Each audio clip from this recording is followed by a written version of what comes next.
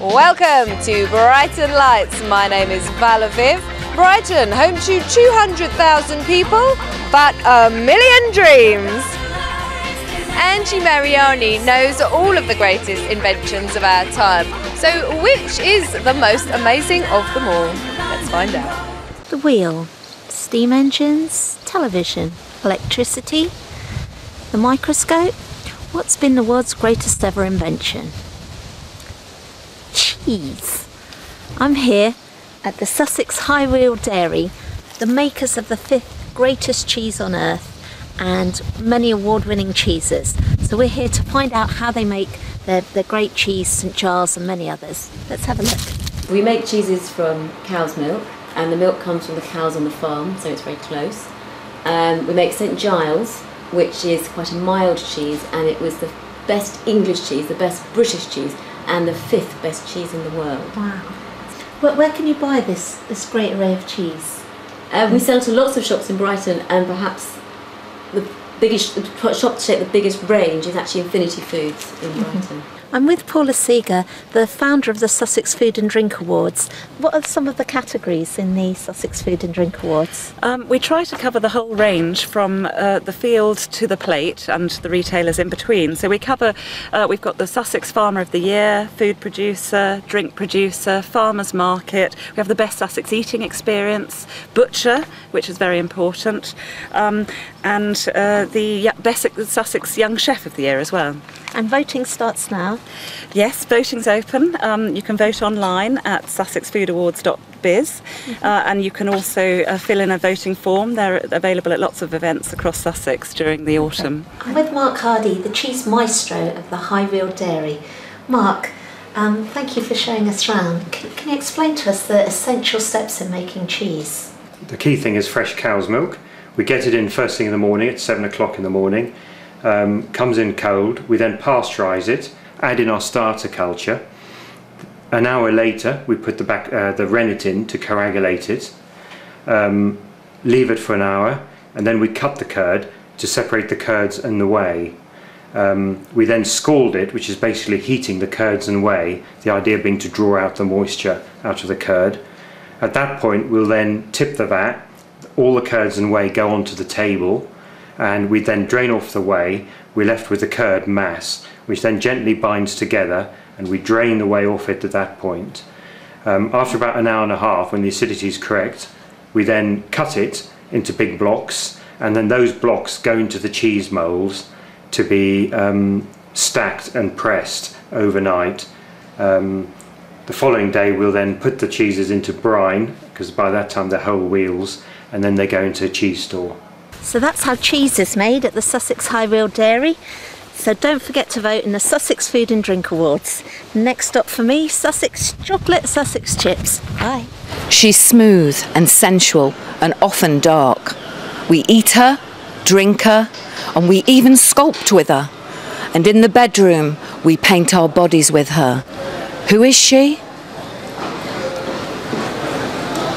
Chocolate. Did you know that Europe eats its way through 2.5 million tonnes of chocolate every year? That's a lot of the brown stuff.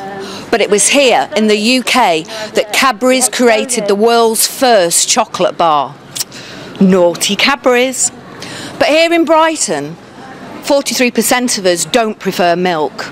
We want something more. We want that hit. And we have no less than 5 specialist chocolate shops, starting with our high street favourite, Thornton's, where every Easter we buy our personalised chocolate love eggs.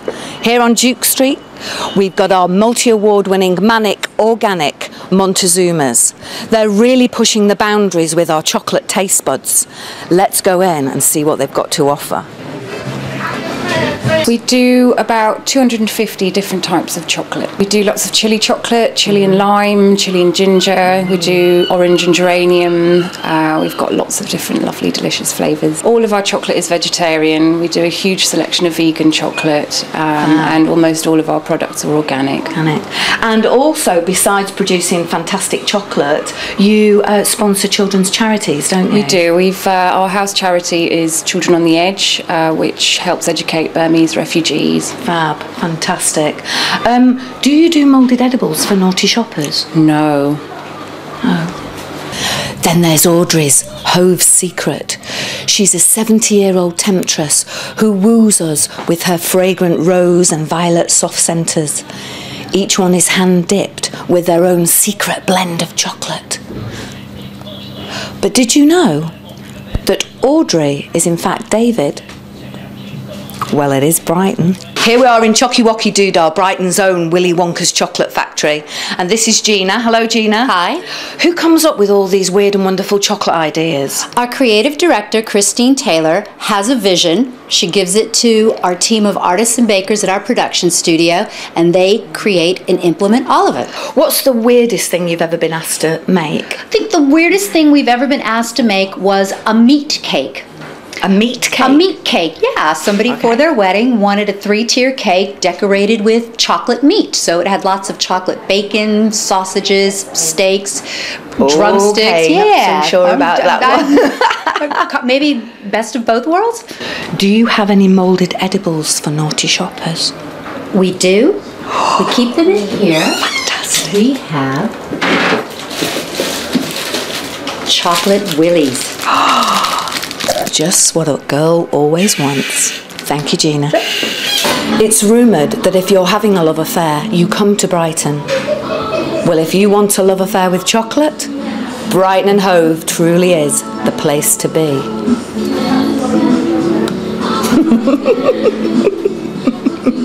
Papa George, like C6 Steve, or indeed like cheese, has matured nicely with age. Papa George is a classic blues and soul artist, one of the most respected singers and guitarists in his field. Kath Newman caught up with him for a chat and a front row seat on his recent visit to town. Check him out. Could have had religion, but I had to stay in bed. My full name is George Papa Nicola. I come from Greek Cypriot parents, and I was born in London. Hi, I'm Kath Newman. It may seem that I am superstitious bad. I'm interviewing Papa George, one of the best blues guitarists and singers. I played the Isle of Wight. Bob Dylan played there, Jimi Hendrix played there, but they didn't play at White Cliff Bay, which is where I played, at the holiday camp.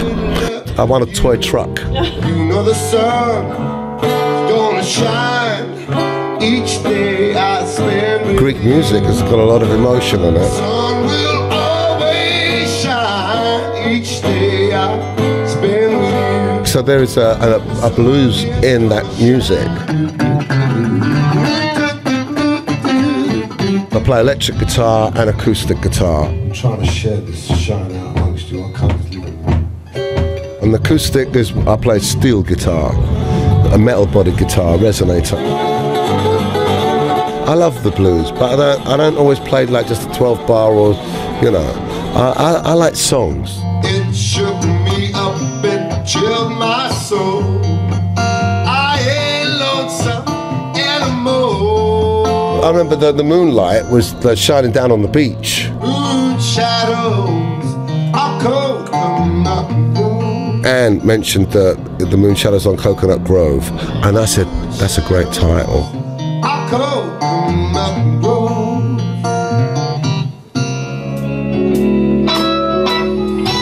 In 2004, the Papa George Band released the album Down at the Station. It was received really well, and there's some good songs on there. I want love that takes me high.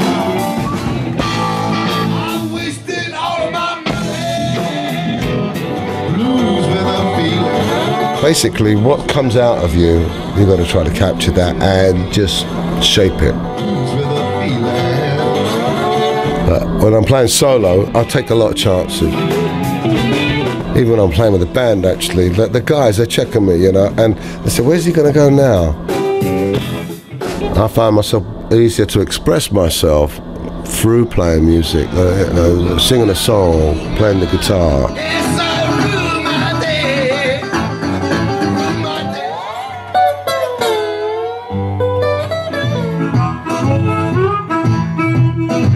Well, I've had a good, really good life. I've had all my life. I've played music.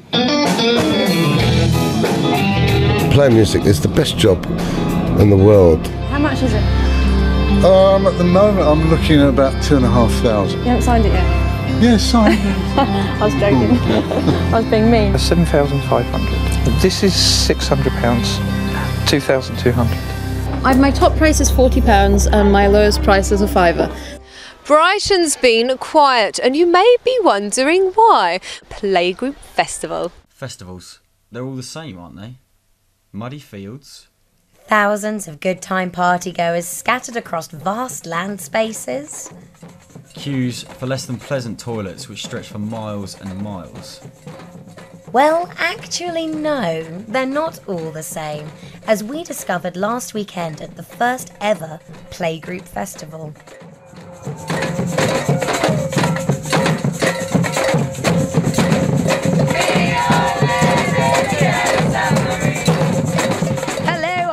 Cameron. And I'm Ed B. And we're here at, well, where are we? We're at a secret location about 30 miles outside Tunbridge Wells, I believe. But we're not sure where. It's the secret magical festival weekend that is Playgroup, the first of its kind.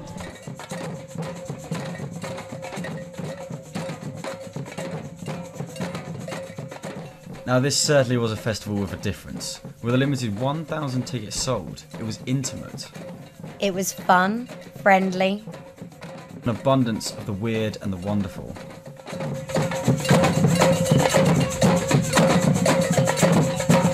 In order to discover how this weird and wonderful festival came about, without having to go down the rabbit hole, we spoke to the Playgroup organisers, Philip Lacker and Declan Cassidy. Hi, I'm Phil, and I'm one of the directors of Playgroup Live, which is the company behind the Playgroup Festival. Support from the bands and the local community for the festival. It would have been impossible. It would have been impossible without them. We talk about community. A lot of people here, a lot of the brands, and it's not just bands. We've got a lot of art installations, various activity tents going on, walkabout performance. Yeah. Most of those are from Brighton and from that community. Yeah. In Brighton, something like about 23% of the workforce is said to rely on the creative sector. Yeah. And the goal that we would like to have with this festival, and this year is just a trial for it really, is we'd like to do an event once a year where it's profitable, and it's a celebration of all those arts, but that money that makes is then spent back funding those artists over the year. Do you think that the festival will be coming back next year? 150%.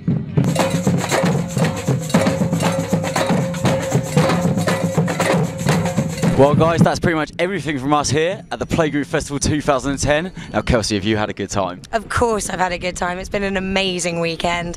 And we're hoping that the Playgroup Festival will be back next year. Hopefully see you there. Bye! Matt Whistler has one mission.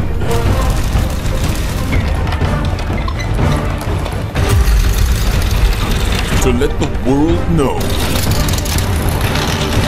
he is Banksy. Coming to a theatre near you. Rated R. So what can we be expecting from Out of the Ordinary 2010? It's going to be just amazing. Alex Patterson from the Orb playing, Lamb, Andy Barlow and John Fawn. We've got Hugh Newman, who's going to do this incredible talk on the Maya, and Robert Bravell, who's like an expert in pyramids and all of the ancient wisdom of the pyramids. I think the whole thing's been running off solar panels. We're looking forward to just having a completely green and eco-friendly event again. That sounds fascinating, yeah, because I was there last year and I absolutely loved it. It was a great festival. And it was based on the equinox. I mean, could you tell us a little bit about that for the people out there who don't know what that is? The equinox is basically the time of year when you have equal day and equal night. On the site we're building an ancient Britain stone circle, or a replica of one. How many people can we be expecting this year? Is it going to be bigger than last year, do you think? Well, no, we're keeping it to 2,000. Well, thanks a lot for talking to us, Stuart, and good luck with all the organising. Thank you. I can't do this for the rest of my life!